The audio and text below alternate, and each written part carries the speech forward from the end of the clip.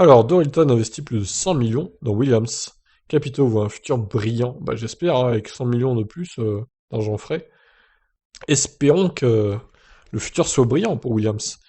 Selon Capito, le PDG de Williams, Dorilton aurait déjà investi plus de 100 millions de livres, 116 millions d'euros dans l'équipe. 42 millions ont été investis depuis début septembre. L'argent venait de prêts accordés par des entreprises appartenant à Michael Latifi, le père de Nicolas, ainsi que de la banque HSBC. Quatre autres investissements, d'un total de 58 millions, ont été réalisés depuis novembre, selon The Race.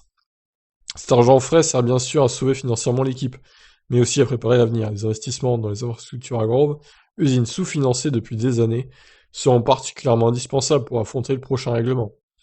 Pour The Race, Capito n'a pas voulu confirmer ses montants, tout en reconnaissant que Dorilton avait pris des engagements fermes et importants avec l'équipe. N'attendez pas de nous que nous vous disions exactement où nous investissons et où nous plaçons l'investissement, mais je peux confirmer que Dorilton a déjà beaucoup investi depuis le début et qu'il continue de le faire.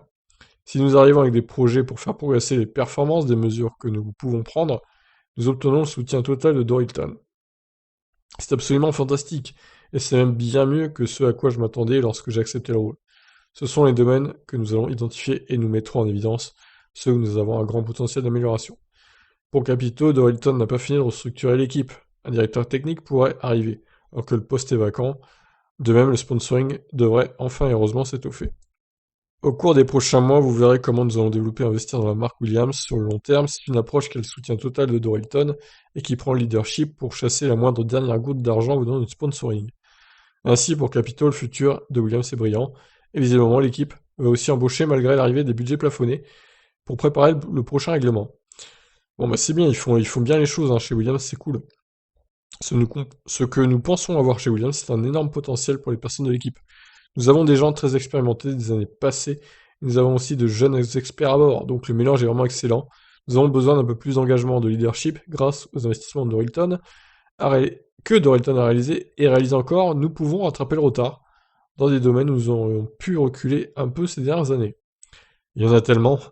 Nous avons déjà rattrapé notre retard l'année dernière, mais vous savez qu'on ne peut pas rattraper autant de retard dans la voiture de 2021 car elle est très semblable à celle de l'année dernière.